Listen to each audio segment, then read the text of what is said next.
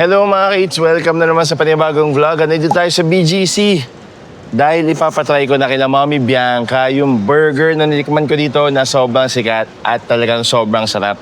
Nandito siya located sa may 9th Avenue, corner 27th or along 28th Street kayo dito sa BGC sa Taguig.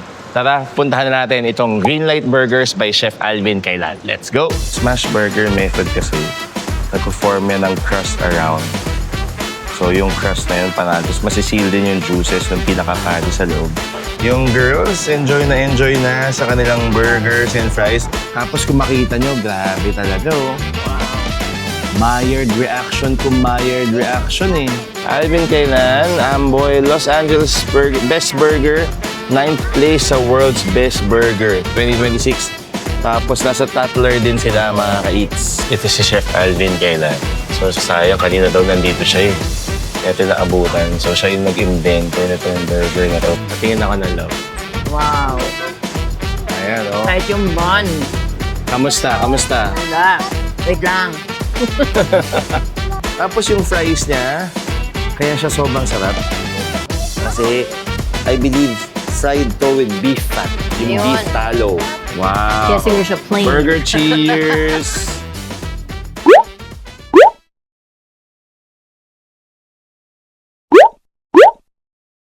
Swerte tayo kasi red na sila. So parang technically close na sila. Pero butin lang pinayagan pa tayo mag-dine para medyo pahabol pa. So ito yung kanilang menu. So pwede natin orderin yan. Post nyo na lang kung gusto nyo makita. Tapos meron din silang kids. Meron silang combo. Tapos yung fries sila. At ito yung mga sauces na meron sila red, yellow, o green. Tara, order na tayo. Nag-order na si Mommy B for the kids and for us. Tapos ito nga siya. Alvin Kailan, Amboy, Los Angeles Best Burger, 9th place sa World's Best Burger 2026.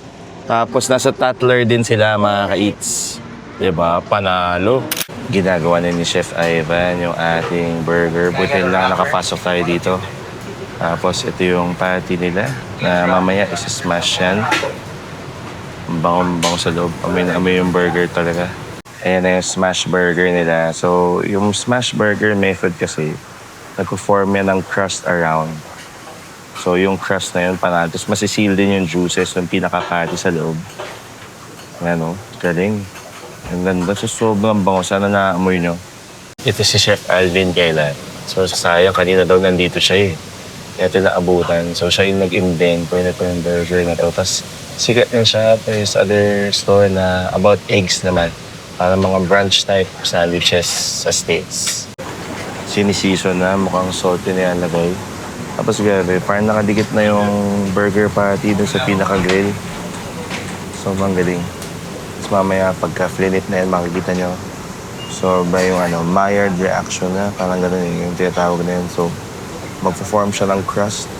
Tapos yun yung magiging parang crispy side ng burger. Ayan, kaya tayo na niyang tanggalin.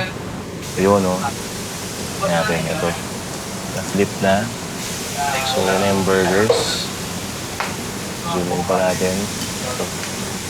So, yan. So, nilagyan na nila ng cheese. So, kahit yung cheese dalawa din pala nilalagay nila. Yung cheese nila, sarap na sarap ako. Parang very nostalgic yung lasa ng kanilang cheese. Tapos, tatakpan na. Sa mga nanonood, tinakpan siya kasi para mag-steam at para mag-melt yung pinaka-cheese. Kasi kung hindi mo tatakpan, hindi mag-steam, tapos hindi mag-melt yung cheese. So, nilalagyan din nila ng tubig para mag-form ng steam. Tapos, mag-melt yung cheese niyan mamaya. Para pagka nilagay nila sa patty, perfect na yung cheeseburger.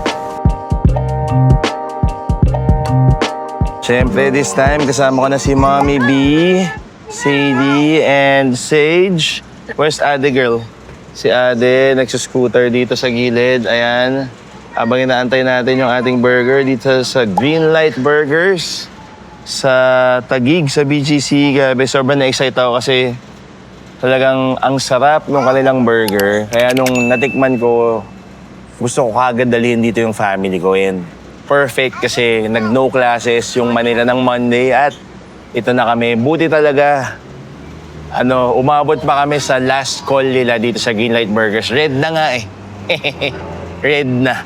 Pero buti lang naawa sa amin yung parang manager ata nila, si Sir JM, kung di ako nagkakamali.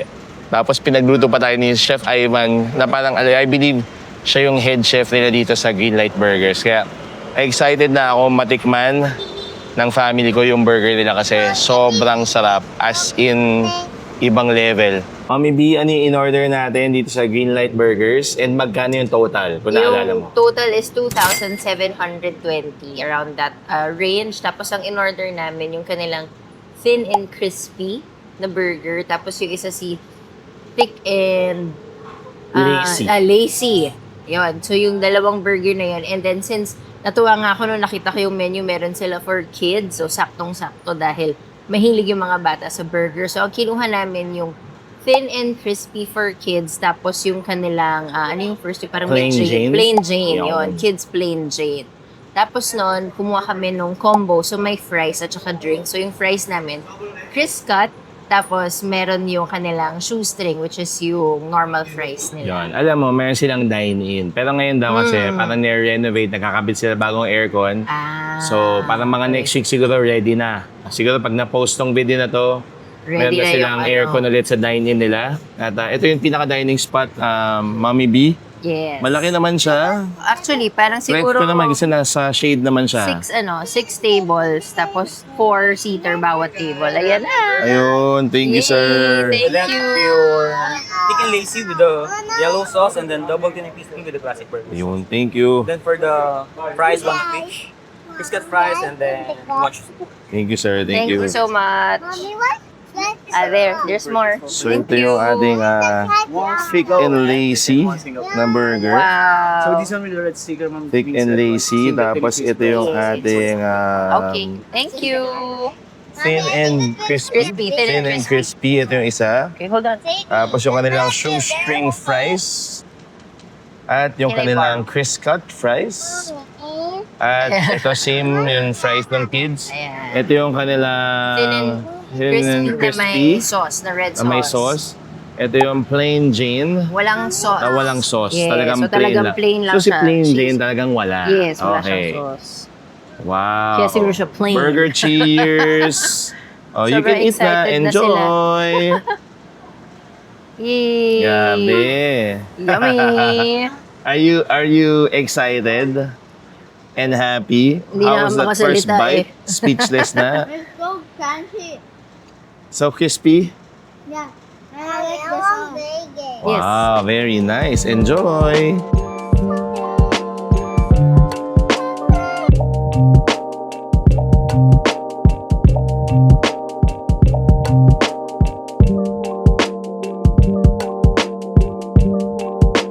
Yung girls, enjoy na sa kanilang burgers and fries. Which fries do you like better? The shoestring or the crisp cut? Yeah. The shoestring better? Wow. Is it crispier? Same. It's the same, but you just like the other one more. Very okay. So So more easier for to mommy and daddy, more of the crisp cut for mommy and daddy. Yung Mommy ano, B muna, yung kakagat. Thin and crispy. I got a yellow Wow. Yeah, make it fun. Patingin ako ng love. Wow. Ayan, oh. Kahit yung bun. Kamusta? Kamusta? Wala. Wait lang. Wow. Alam mo yung beef niya, hindi na overpower nung cheese sauce tsaka nung red sauce. Lasang-lasa mo pa rin yung flavor nung beef. Tapos yung pangalan niya na thin and crispy, talagang ganon. Double patty pala to. Pero hindi overwhelming yung patty niya. Tapos yung tinapay, ang lambot. Yung buttery na ang lambot. And yung cheese, naalala ko si Daddy nung pag-uwi niya, nung na-try niya to, parang nire-rave niya talaga yung cheese na very, parang nostalgic. Kung bata tayo, parang kung ano yung cheese sauce, parang ganon. So I agree with him na masarap. Masarap siya. Parang kaya ko umubos nito. Sa'yo yan. Ang ang sarap. Share ko lang yung burger patty niya kasi, parang naka-separate na into balls. Tapos, ang maganda doon, yung double patty, dalawang ball siya magkapatong. Tapos sabay niyang sa smash. Smash. Parang yun yung observation ko Kaya siguro sobrang juicy pa rin yung gitna. Kasi double serving lang siya. Hindi siya actually dalawang patty na magkahiwalay. Yun yung basa ko doon kung hindi nagkakamali. Based on the footages, nakuna ko naman kanina. Tapos talagang ang galing. Tapos sobrang bango. Probably one of the beefiest burgers na natikman namin. As in, ganun ka-intense yung pagiging beefy niya. Tapos yung fries niya, kaya siya sobrang sarap. Kasi, I believe, fried to with beef fat. Yung Yun. beef tallow. No? Talagang, Yun yung inaano ko kanina pa, nung kumakain ako ng fries. Parang inaano ko yung lasa. Kasi, alam mong hindi siya frinay sa ordinary oil ng ibang oil. So, sobrang malasa yung french fries nila. Aside sa crispy, super flavorful. parang kahit hindi mo na siya paliguan ng salt, ang sarap nung kanyang french fries. Tapos grabe talaga. Pakinggan nyo ulit Sobra. Wild. Mga kids, I take it back. Yung thick and crispy, dalawang patty siya na manipis. Thin and crispy. Thin and crispy pala. Ito yung thick and lacy, yun ata yung dalawang serving ng patty na in-smash together. Parang yun Tapos kung makita nyo, grabe talaga Wow. Mired reaction Ang ginagawa nun, bukod sa nagka-crisp up, yung juices, nakikip niya inside. Yun yung naalala ko. Burger, cheers tayo. I want to get from you. That mine and yours. Haba? That cake. Ay, yellow sauce ba to? Yung yellow yan is mustard bake. Bagay din yung yellow sauce. Masarap. Kasi yung red sauce nila, may some more traditional burger sauce. Ito naman mustard base. Yung green sa akin, hindi namin na-try. Yun daw yung medyo herby. Kaya siya green. Parang herb yung ano niya. Grabe. Tapos yung nipis niya, kita nyo? Wow. Parang medyo tatagos yung ilaw.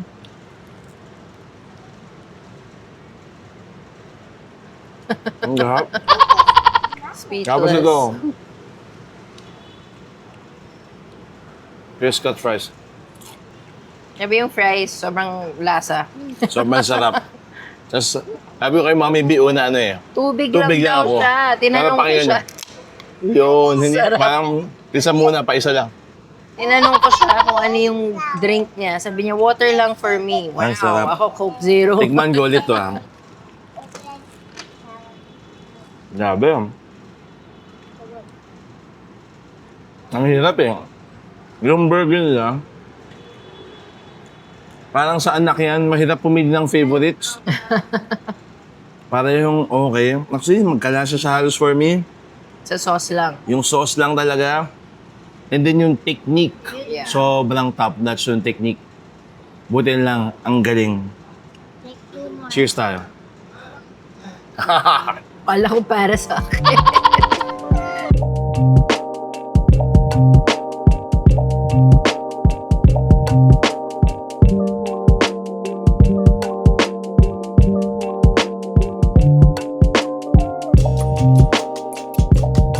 Mami B, pa-stall mo muna. Sa mga burgers na natikman mo so far, sa buong buhay mo, sa buong buhay mo, sa tingin mo saan mag-rank itong Green Light Burgers? So far kahit yun sa mga recent na burgers na na-try or nakain namin, and kahit yung mga past burgers, for me, this is for me. Ito yung number 1 ko siya so far. This is my number 1 burger. Sa lahat ng mga, sabi nga ni Daddy, nakain ko sa buong buhay ko. This one. Sarap. Bakit? Bakit siya number 1? Ako kasi hindi ako mahilig sa overwhelming na lasa ng sauce. Parang yung burger for me, ayokong matakpan yung lasa ng beef. Hindi ako fan ng super flavorful Saucy, no? sauces na marami talaga. So sa akin, gusto ko yung burger ko, yung star, yung beef. And na-meet naman yung expectations ko kasi very flavorful, well-seasoned yung beef nila at juicy. Yun talaga. Kasi di ba minsan yung mga patty, dry na siya. Kahit malasa siya dry, pero ito, very juicy. Tapos malasa na nga siya, juicy pa. Tapos hindi pa siya na-overpower ng sauce nila na masarap din. This one's my number 1. How about Ate Bini? Ito, burger connoisseur tong si Bini eh. So, Mama, What can you say about Greenlight Burgers? I really like the burger. As you can see, it's already so tiny because I ate it so fast. I really like burgers. But I've experienced burgers that like, even if I'm like super hungry, I don't eat it that fast because the patty is like too big or the sauce is like overflowing. Like it's already outside of the burger, but this one is not. I like the toppings and I like the sauce. It's very good. And the patty is crunchy also. I like smash patties the best because you can eat them easily. So this is my number 1. Nice. How about the fries? Since you're also a fries lover. Number 1. Can you please show them your cup? Tada! Paubos na. Ito. Wala na. Wala na. You enjoyed it? Yup. How many stars? 5 stars. Yay! How about Shobe? I like the fries very much and I like the burger. You like it very much? Yeah, and I give it 5 stars. Wow! Ting, ting, ting, ting! Grabe, sobrang panalo. I agree, 5 stars. If I can give it 10, I would give it 10. Ganun siya kasarap. Yung burger ranking niya so far, sa mga burgers na nakain namin, yung mga paborito namin sa Manila, it's the quality of the beef, the beefiness. Parang feeling ko yung pinaka-essence ng burger talaga. Yung sauce niya is just there to really complement the taste of the beef, yung quality ng beef. Sobrang sarap. Mga ka-eats, kung naghahanap kayo ng burger na talagang legit na masarap, yung hindi kayo mapapahiya, puntahan nyo to ng maaga kasi baka ma-red lightan kayo. Go head on over to Greenlight Burgers dito sa may BGC along 9th Avenue corner, 28th or 27th. Puntahan nyo to kasi siguradong magugustuhan ninyo. Hindi kayo mapapahiya kapag may dadaling kayo dito. Sigurado lang na dapat meron kayong budget kasi medyo may kamahalan siya. Yun lang talaga, no? Hindi siya mura eh. So, kailangan mga ka-eats, dapat ready kayo na gumastos. Kasi kung hindi, baka magulat kayo. Pero, worth it siya. As in, masarap. Mga 800 pesos more or less per person kapag combo, pero sulit. Yun lang mula dito sa Greenlight Burgers by Alvin Kailan sa BGC. Maraming salamat sa panonood. Until our next Sayan at Gala. Bye-bye!